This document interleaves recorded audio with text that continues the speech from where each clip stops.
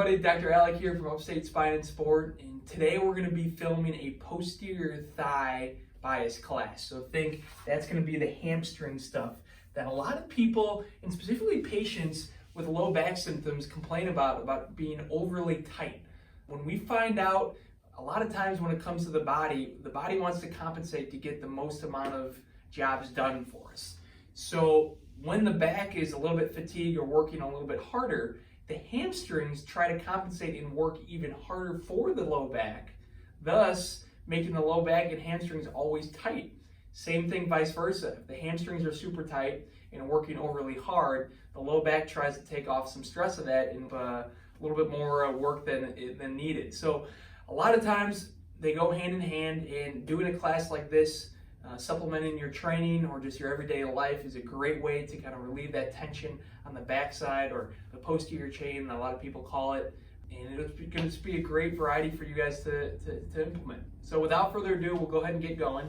Today we'll start with sideline hip cars, and that's just to warm up the joint, and then we'll progress into a figure 4 position, and then I'll let you play this video back to the beginning, rinse and repeat on the left side, and then you'll be good for the day. Okay, here we go.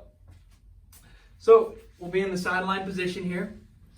All I want you to do is use the underhand arm and the top arm, squeeze them together, and this becomes your tension that you're going to create. All right, so we'll go ahead and relax the head on the shoulder. If you have a pillow underneath your head, you can go ahead and do so. We'll take the right leg I'll be training with today, and we'll slowly bring it up to the chest. We bring the knee and foot up to the ceiling as high as we can. Once we feel that pelvis start to move, we rotate backwards and back to the beginning. We're going to go ahead and do 5 in this direction, staying slow and controlled. And remember, we're acting as if the hip is the only thing moving here. I don't want that pelvis moving because you're moving the hip or trying to move the hip more than you're capable of. So as if you have a coffee cup right behind your low back, right behind where your hips are, that should not tip over because the only thing moving is your leg here. Very good. And after those 5 reps, let's go ahead and flip, and we're going to go backwards. Just before the low back starts to move, we bring the knee and foot up to the ceiling, and we rotate our foot through, knee to chest, and back down. Keeping this 1 mile an hour pace, slowly moving the hip on the pelvis, not hip and pelvis. 2 very different things. 2 more reps here. Really trying to maximize the circle, but keeping it controlled in this nice slow fashion.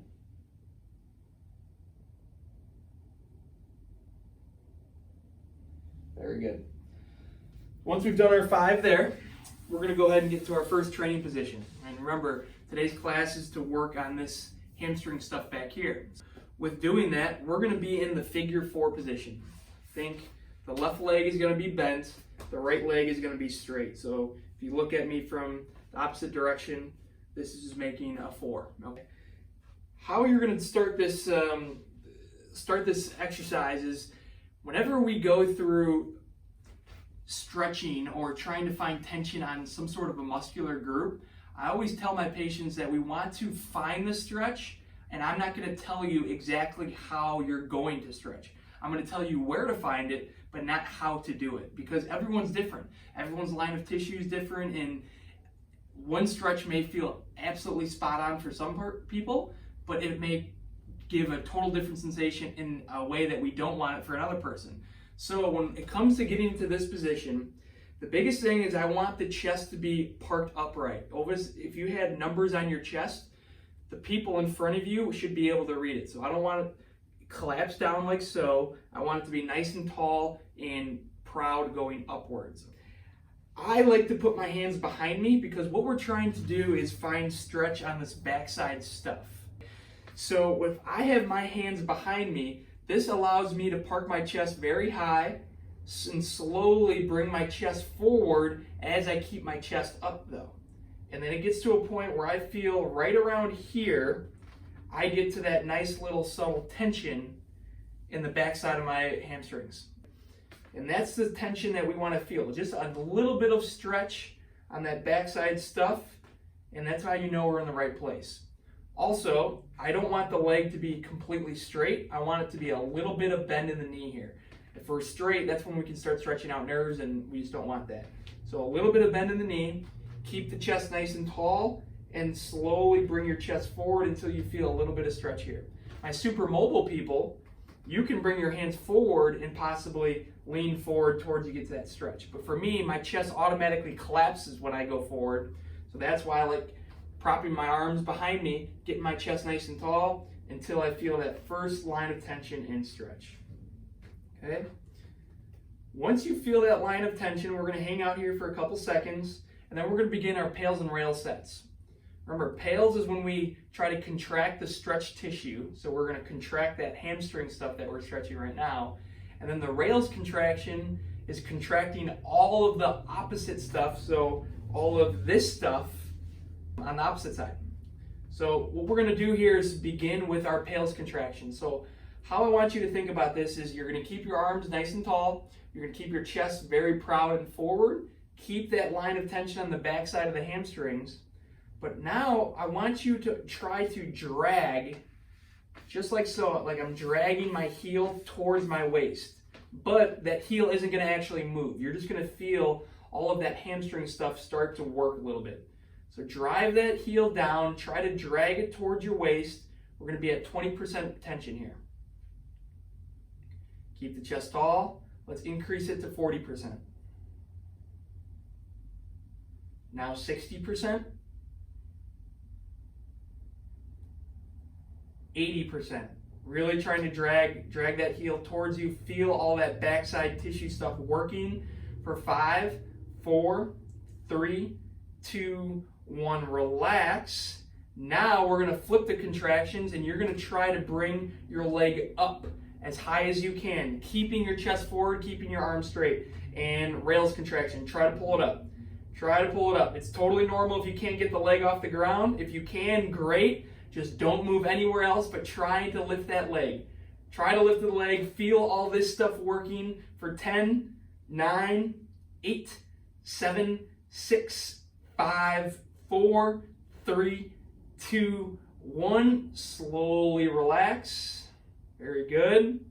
Now, see if you can get a little bit further, keeping that chest nice and tall, diving into that stretch a little bit more. More often than not, you can get about 10 to 15 degrees more of stretch after that first pails and rails contraction. So now let's just kind of hang out here.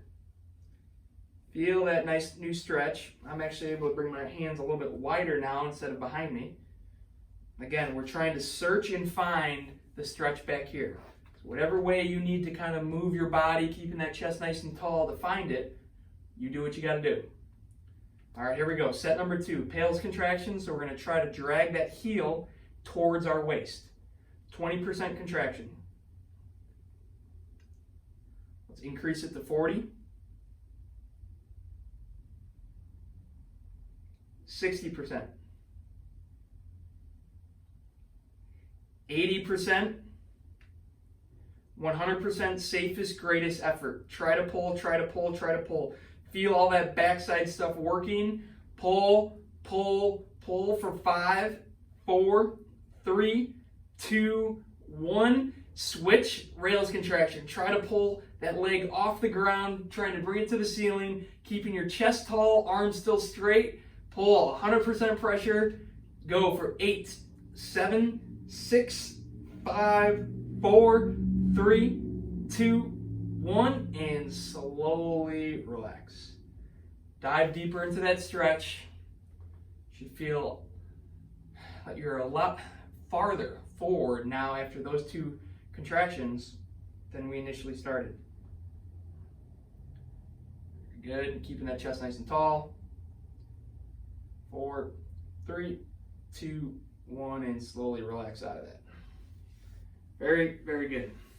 All right, so now we're gonna go ahead and progress to kinetic stretching. So it's a little bit of a different mode than what we just did, but we're still gonna be using the same tissues that we just used. okay?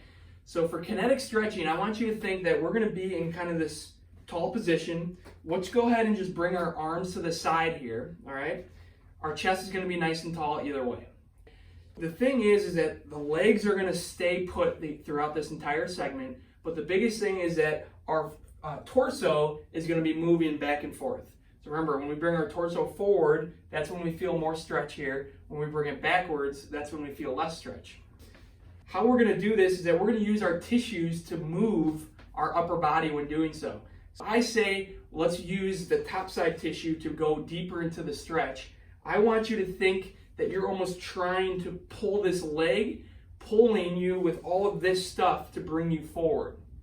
Almost act like this leg is stapled to the ground, and if I say bring you forward, all of this stuff is going to contract to bring you forward until you just can't get any more. And then when I say reverse, think you're going to drive that heel down into the ground using this tissue to push you out of that. So you're driving the heel down using this stuff to bring you backwards. We're going to do 5 reps pulling and pushing forward each way, but doing so, we're using this tissue on top, this tissue on the bottom, okay? Let's go ahead and get started here. Chest nice and tall, arms to the side of you. If you're super mobile and you can get your chest up nice and easy, I want you to go arms to the side or kind of arms like here, whatever you feel that fits your fancy. But for most of us, let's go ahead and bring the arms to the side. Remember, a slight bend in the knee. And we're going to begin with pulling ourselves deeper into the stretch. So we're going to use this tissue. So the rails contraction tissue, okay? Slowly use that tissue up on top to pull you deeper into the stretch. Pull, pull. Taking your time with this for 4, 3, 2, 1. Switch. Use the pales tissue, so the hamstring stuff, pushing your heel down into the ground to push your upper body away for 3, 2, 1, switch, top side tissue, rails contraction, pull, pull, pull, pull. Once you can't get any further, keeping the chest tall, now push that heel down into the ground. Pales tissue, push, push, push, push, flip, pull yourself, pull, pull, pull, pull, pull, switch, push. Push that heel down. Push, push, push. Very good. Last 2. Pull, pull. Get yourself deeper into the stretch. Nice, slow, and controlled. Keeping that chest tall. Pull. Good. Switch by push. Pushing the heel down, using that hamstring stuff to push you away. Last rep here. Pulling, using that top side tissue. Yes. All the way, chest is tall. Slowly push, push, push, and push. Very, very good. All right, lastly, we're gonna go ahead and do some, they're called hovers. So we're gonna be in this figure 4 position. What I want you to do is chest is gonna be tall. We're not gonna use anything with our arms here. So I want us to keep it right here with our hands on our chest. Okay, this is too difficult for you, go arms here. We're gonna go hands up here. We're gonna act like there's a little pencil right here on my mat. And all we're going to do is keep the chest tall, lift our hip up as much as we can, set down, lift up, set down. Okay, if you have a yoga block at home, go ahead and use that. But I only want about a 3-inch lift. So if you're someone that if you're in this position can get your foot a foot off the ground, I want you to lean more forward or bring your arms more wide, so then that makes this stuff harder to contract. The easier it is, the more you lean back. So that's a lot easier for me than being here, okay? So 5 good reps here, and then we'll finish up class. I'm gonna use my hands on my shoulders. Again, you can use here if you feel more comfortable. Slowly, we'll pick the leg up as much as we can. Drop, up, drop, up, drop, up, drop. 3 more. Up, drop, up, drop. 2 left. Up, drop, up, drop. One last rep here, guys. Up, drop, up, drop. Very, very good. All right, so what I want you to do is go back to the beginning when we rinsed and repeated our cars, okay? Go through 5 reps in each direction, and then just start this video all over again, complete it with your left leg, and after you go through both videos, see, hey, does my hamstrings feel a little bit different on the right side? Does it feel a little bit different on the left side? Or do they feel pretty much similar? Everybody's different. I always like to say the legs aren't identical twins, but they're twins. So depending on how you use your body, one side be tighter than the other. But now you know after going through this, and you do this class as much as you want, to constantly keep up with that. Good work.